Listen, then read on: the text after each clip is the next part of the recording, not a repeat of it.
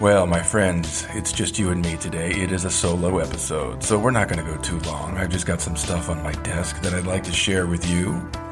So hopefully, we're going to spark your intellectual curiosity. Maybe we'll even shift your thinking on a few things. And my deep wish is that you're going to learn something that you didn't know before you pressed play. So put the phone back in your pocket. Creating behavior starts now.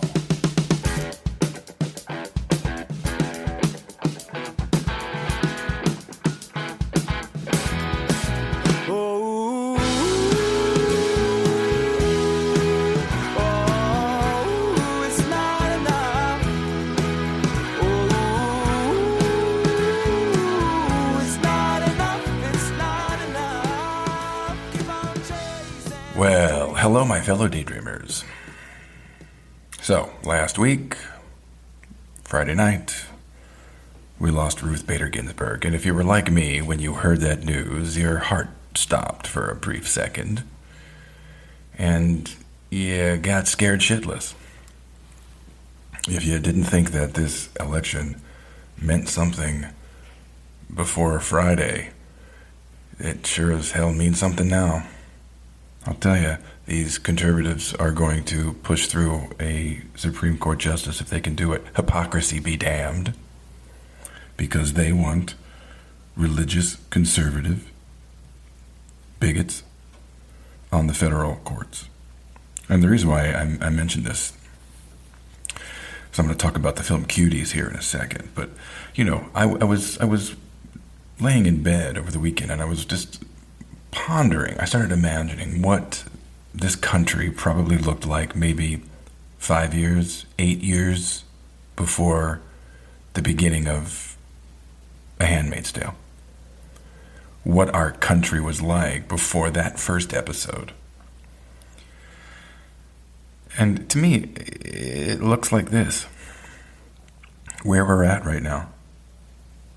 When we have the religious zealots that are in power pushing agendas to stifle us, to control us. Which brings me to this movie, Cuties, which, if you have not watched yet, you've got to watch it. And the reason why is because, A, it's a wonderful film, a beautiful film, but B, you need to understand what the controversy is about. You might have also recognized this film as the so-called pedophile movie, because a lot of their conservative right, QAnon, the pedophile-obsessed Americans, shout out that this film is about sexualizing women, girls, I should say, children. And this is a film that glorifies pedophilia and, you know, is for sick men that want to jerk off in their bedroom to this film. And then you watch it and you realize that it has absolutely nothing to do with that whatsoever. It is a beautiful film that actually everywhere else in the world has been received very well. It has been highly praised. And you've got people like, you know, senators. We're talking about people in power, Tom Cotton, Ted Cruz, who actually have sent letters to the Department of Justice to begin an investigation. People shouting for the cancellation of Netflix. And this is actually bipartisan. Christine Pelosi, the daughter of Nancy Pelosi, also jumped on the canceled Netflix bandwagon. And these morons, they haven't even watched the film. It is a beautiful film about what it means to be a girl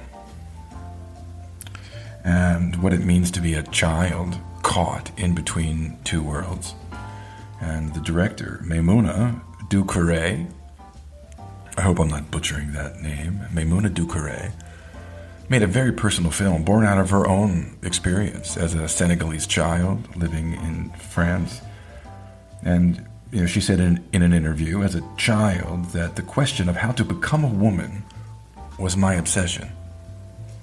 And she has translated that into this film in a really beautiful way. It's about a girl, this girl Amy, who's pulled between two cultures, really. She's lives in a very conservative Muslim home with her mother and her aunt, who is a very driving, severe force in her life. And that culture of real conservative misogyny where women, your bodies are controlled. Do you know? And you've got no choice. You're going to be, given off to marriage at a very young age. And your job is going to be to serve and care for the man in your life. And so she's growing up in this world, and all of a sudden she becomes exposed to modern Paris. And she sees this girl in her basement, in the laundry room, her age, who's dancing, the way children do. It's slightly sexualized, but, that's the culture we live in. And so it sends her off in this really beautiful journey of being caught between two worlds. And it has, I think, something to do also with just female rage. You watch this girl who has a father who is absent, who has decided to take on a second wife. And you watch her become more reckless, more self-destructive, more violent until she finally has this epiphany towards the end of the film. It's, it makes you think about how we raise our children, the meaning of girlhood. It had me contemplating that for many days after watching it. And, I just think about the outrage that people have over this film. When, you got 8 seasons of Dance Mom, or Bring It, or Step It Up, Toddlers and Tiaras, where we have been sexualizing girls for a long time, dressing them up, putting makeup on them, putting them in short skirts and parading them out to, rock their hips and try to act like, 25-year-old women. And so, is the movie uncomfortable in moments? In moments, yes. But I'll tell you, the acting is superb. There's this really beautiful scene. It's actually one of the more compelling and heartbreaking scenes I've seen on film in a long time. Amy, she's in her mom's room. She ends up hiding under the bed. Her mom comes in. She's sitting down on the bed. And, she has to accept the fact that her husband is marrying a second wife and bringing that wife back home from Senegal. And so she sits on that bed and she makes this call to one of her friends, and she's, as a good Muslim Senegalese woman should do, she's talking about how wonderful it is and how excited she is to have him home and to welcome this woman into their life. She hangs up, and then she just sobs. And you hear, and all you see are the mother's feet on the bed. This is all coming from Amy's perspective. And you just hear the sobs, the heartbreak, the pain that is born out of this woman who has no choice but to accept her circumstance. And Amy, you see the tears running down her face as she realizes how broken her mother is. And she sobs, and then she dials again, and she has to put back on that face, that happy voice, the congratulatory calls that she has to make to all of her friends because she now has to plan a wedding. It is a great scene, a great piece of acting by that young woman. And you've got to see it. And, what happens is people get disturbed by art, right? Which is really, hopefully, our job, right? Is you want to rock the boat a little bit. You want to disturb people. You want to throw them off center. But what really starts to happen when people are thrown off, when people are disturbed, they want to blame the artist. You're the sicko. You're the pervert. What kind of garbage are you creating here? I think about the work of Robert Mapplethorpe. I grew up in Cincinnati. And, back in the late 80s, when I was there, the art museum in Cincinnati was putting on a an installation of Robert Mapplethorpe's photography. And if you've looked at any of his work, hopefully you all have. If you haven't, you've got to. It was very in your face. I mean, you look on the wall and there's this huge black cock in your face. There's men bent over with their assholes spread open. It was a very visceral, in your face kind of take on his experience as a gay man in the late 80s at the height of the AIDS crisis. And, everyone lost their shit. The city council lost their shit. They sued the art museum, and it was all of this outrage at the garbage that was being forced upon them.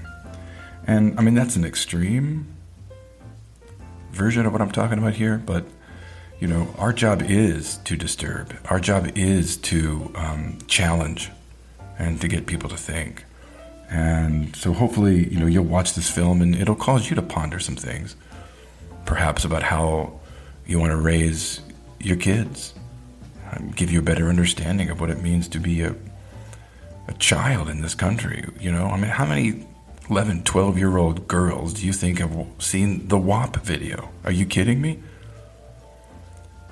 And what's so uncomfortable about the film is that you're watching these girls try to imitate what they're seeing, and these are these sexual dances, the gyrating hips. They're laying on the ground and they're thrusting their hips up and down. They don't even know what or why they're doing it, other than that's what they see. And these girls aren't even in touch with their sexuality yet, and that's why it's uncomfortable. So, go watch the film, okay? Now, I was trying to contemplate what bit of acting advice I could give you this week, right? Something I could pass along to you, and I was searching for inspiration, and voila, I came across Brie Larson's YouTube channel. Now, I'm not a YouTuber. I don't, go down the rabbit hole of YouTube videos, but you should go and watch what she's putting out on her channel. It's great. I mean, first off, she's an incredible actress, okay? Oscar winning. The Room was an incredible film. And, she is a role model to millions and millions of girls. Carol Danvers, Captain Marvel. I mean, what a big cultural responsibility she has. But she's got this YouTube channel where she's very accessible, very open, very genuine, and talks about her life, talks about her career, talks about her struggles and her audition failures.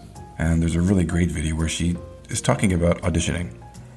And in one of them, she lays out 7 bits of advice that she thinks actors should take. And I want to share them with you is because these are the 7 things that I say to my students all the time. Auditioning is it's an art in and of itself. There are many, many actors that are really good. I mean, first-rate actors that don't book work because they don't know how to audition well. It's a skill that you've got to learn. And, the first thing that she said was that don't do what you think they want. And this is a big trap for actors because, you get a piece of material and all of a sudden you start thinking to yourself, God, what are they looking for? And you start trying to fit whatever kind of interpretation or choices you're making so that you give them what they want. But honestly, half the time they don't know what they want. You have to approach your audition like an artist. This is my take. This is what I want to do.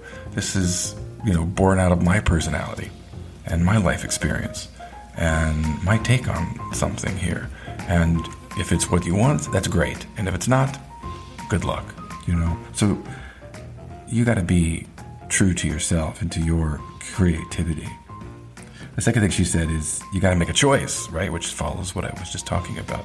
That's what it means to interpret a piece of material, is to make choices.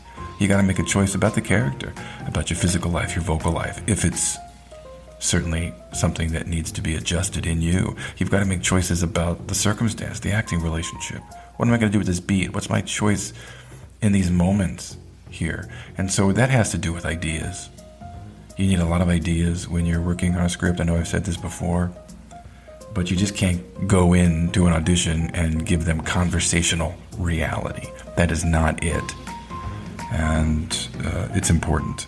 Otherwise, you're not going to have any behavior, right? Making choices is what's going to allow you to create behavior. She said that you're going to make mistakes. Of course, you are going to fuck up. You're going to go up on lines. You're going to drop the second page of a 4-page audition. Don't freak the fuck out. She said you got to be smooth. And it's important because they will recognize that you're not one to get ruffled easily. You know, you're not going to end up on a set fucking up and cause an entire crew to cut and reset because you freaked out that you missed a line. Improvise. Figure it out. Stay in the moment. Don't lose your shit and all of a sudden go, oh God, I'm sorry. Fuck. I dropped that line. Can we go back? And you're already 3 minutes into your audition. You're going to piss everybody off. Then she said, ask for what you need.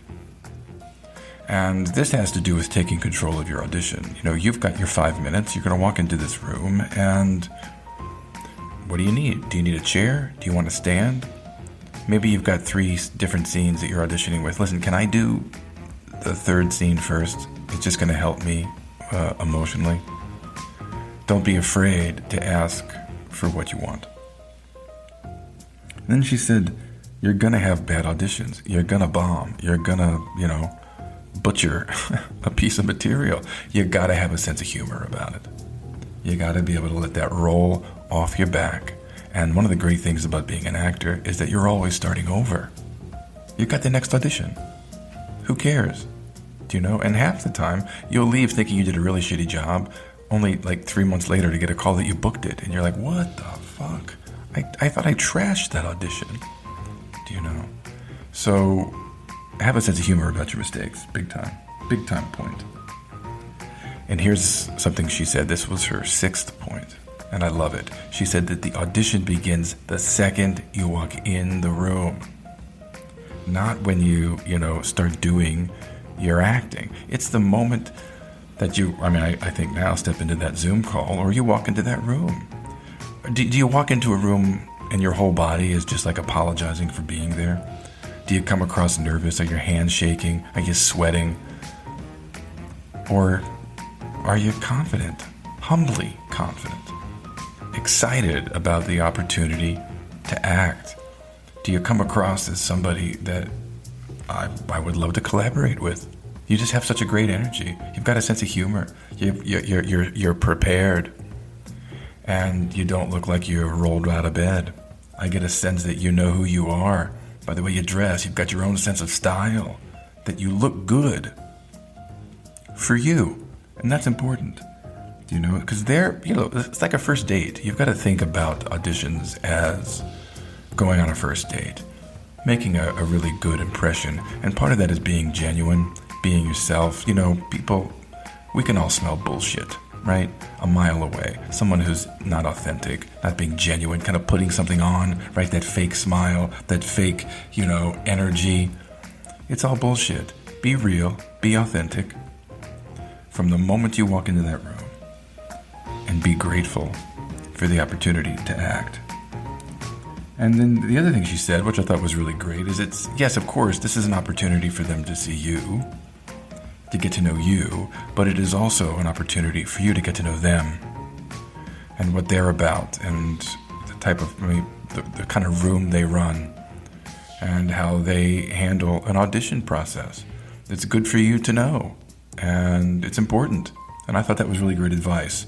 And I guess, to follow up on this topic of auditioning, the one thing that is going to give you a chance at longevity, that's going to help with your perseverance and your resilience in this business, is not hinging everything on the job. And this is really challenging because sometimes you might not have had an audition for 6 months and are freaking the fuck out, and all of a sudden you get this audition, right? You get these 5 pages for this guest spot on this show, and all of your eggs are going in this basket, and it is about booking this part.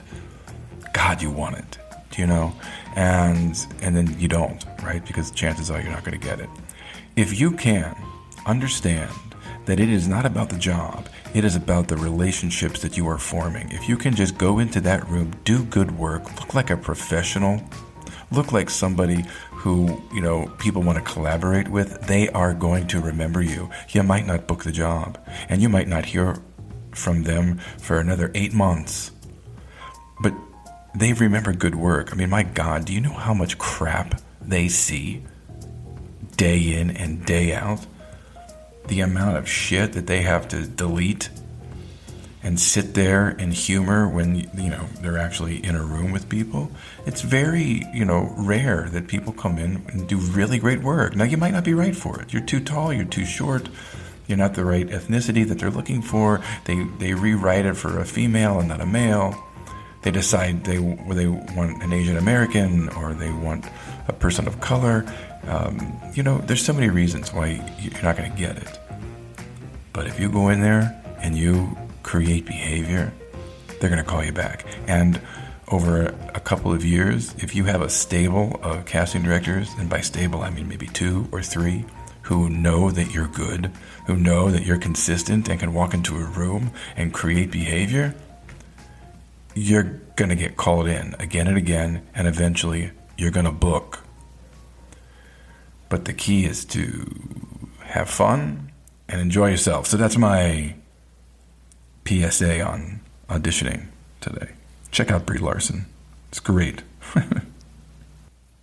Now, I've always just been kind of enamored with Steve Jobs. I mean, what an incredible legacy, changed the course of the world. I recommend for all actors to read his biography by Walter Isaacson, Steve Jobs. The man was an artist, an unbelievable artist with artistry and a standard of excellence and a work ethic that was second to none. And I return to him often for inspiration.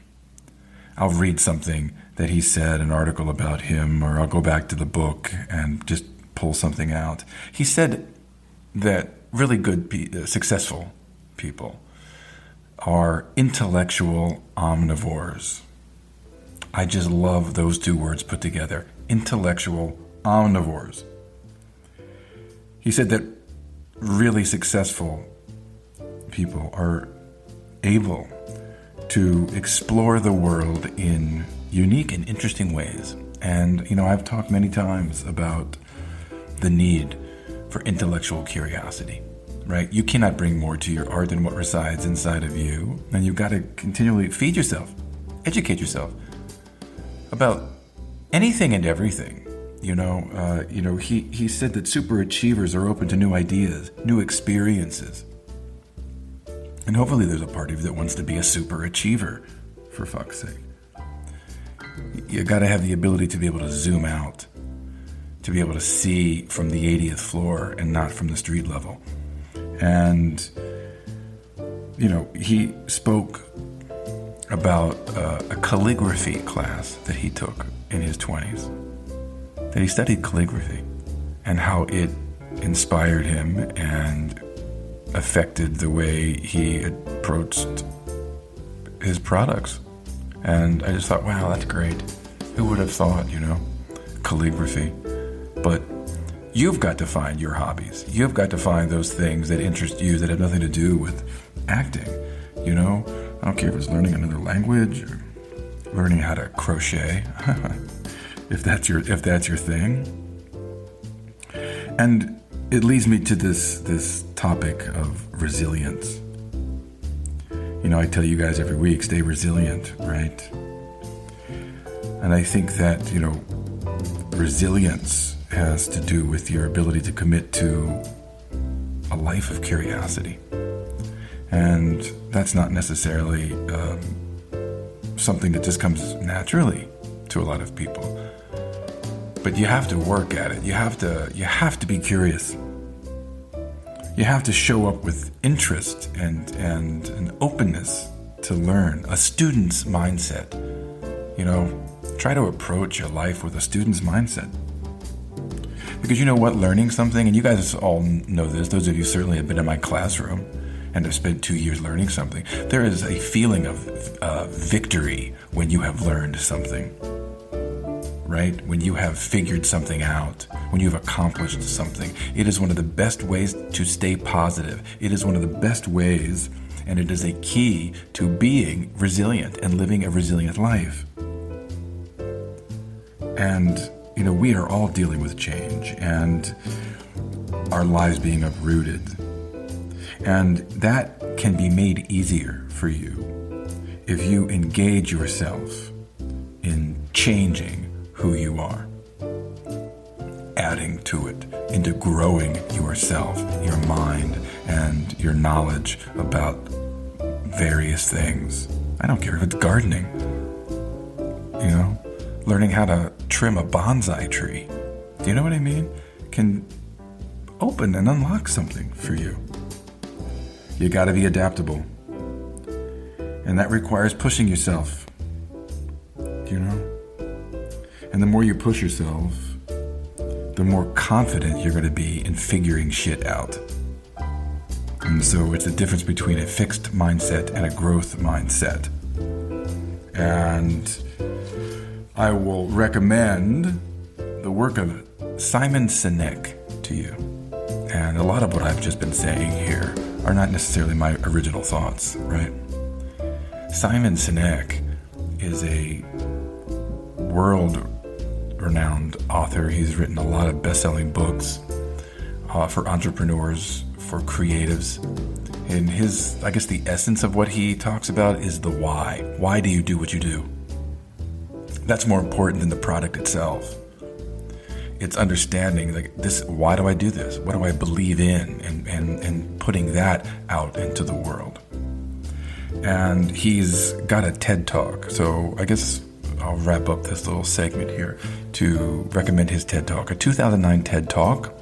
Just type in Simon Sinek TED Talk. It's got over 60 million views now. It's one of the most top 2 or 3 watched TED Talks of all time. And listen to what he has to say. I think you'll be inspired by it. And the last thing I wanted to talk about today, this was a really great article by Megan O'Grady in the New York Times a few weeks ago. It was a spotlight profile on the artist Heji Shin. And I'll just spell out her name for you. Her first name, Heji, Heji. Last name Shin, Shin. And of course, I'm willing to accept that I probably butchered her name. What a vivid artist and photographer. I had never heard of her until I read this article. Didn't know her work and went down the rabbit hole once I read the interview. It's really great. She has a lot of really wonderful things to say about creating and about the purpose of art. She's got a series of photographs in particular that are very raw. I would even qualify them as that there's a violence to them. And it is a series of women giving birth. And they are just photographs of a baby crowning out of a woman's vagina during birth. I've never seen that before. I haven't been lucky enough to be in a room with a woman giving birth. I think next to being with someone as they die, it's one of the great privileges that you could have as a human being, to watch someone give birth. These photographs are amazing. They're so private, but yet they're so human and so universal. I love them. And she's got this series, it's fairly recent, it's called Big Cocks. And what it is are these beautiful, beautiful photographs of these aggressive, active roosters, and just the detail she catches and the beauty of these roosters as you see them kind of caught in kind of mid-flight, kind of ruffling their feathers, maybe even looks like they're bracing for attack, are beautiful. You should check out her work. There's a violent intensity to it.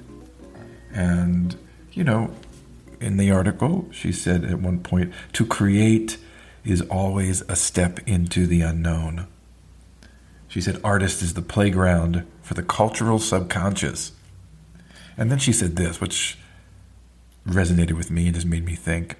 She said, art is theft. Art is armed robbery. Art is not pleasing your mother. Now, I'll just let that sink in. You can ponder that quote for a couple of days. Now, I want to wrap things up with this, okay? I went back to a great interview in Playboy with Michael Shannon. I think it's August 2018. And yes, I do read Playboy for the interviews, as you should as well. Go online. He has this to say about Trump. It's just great. So I'm going to read both. I'm going to read the interviewer, and then I'll read Michael Shannon. And the interviewer starts off. So there's no part of you that would want to play Donald Trump? No. Just to get inside his head? You know, you talked about being fascinated with bad men who are suffering. How do you mean? How is he suffering? You don't think Trump struggles with demons? He's having a blast. Are you fucking kidding me? The guy is having so much fun. And there's no self-doubt or fear? He's having the time of his fucking life. He doesn't even have to work. All the hard work that most people have to do to get to be president of the United States, he just skipped all that. The fucking guy doesn't even know what's in the Constitution. He doesn't have any grasp of history or politics or law or anything. He's just blindfolded, throwing darts at the side of a bus. So, Trump is where your capacity for empathy ends. What's there to be empathetic towards? Well, what do you think is going through his mind at 4 a.m. as he's lying in bed and staring at the ceiling? He's probably thinking, I want some fucking pussy. I don't know. I'm not going to remotely contemplate the notion that Trump is capable of deep reflection. In any form. In any form. It doesn't happen. Fuck that guy. When he's alone with his thoughts, he's not capable of anything more complex than, I want some pussy and a cheeseburger. Maybe my wife will blow me if I tell her she's pretty. Well, how about his supporters? Do you think their minds can be changed? Somebody who thinks Trump is doing a good job, there's no conversation to have with that person. I know they say you should reach across the aisle and all that crap, but to me, it feels like putting your hand in a fan. And ain't that the truth? I don't think I could have said it better than Michael Shannon. So, my fellow daydreamers, we're getting the hell out of here. Thank you for sticking around, keeping that phone in your pocket. I hope you learned a few things. You can follow and subscribe to the show wherever you get your podcasts. You can follow me on Instagram at Creating Behavior. You can follow my acting conservatory at Maggie Flanagan Studio. I use SpeakPipe on my website, creatingbehaviorpodcast.com. Go to the Leave a Comment page. And all you got to do is press a button. Leave me a voicemail. Ask me a question. Share some thoughts. Let me hear what you're thinking. I'd really appreciate it. And Lawrence Trailer, as always, thank you for the music. My friends, come on now. Be intellectual omnivores. Be resilient. Play full out with yourself. And don't ever settle for your second best. My name is Charlie Sandlan. Peace.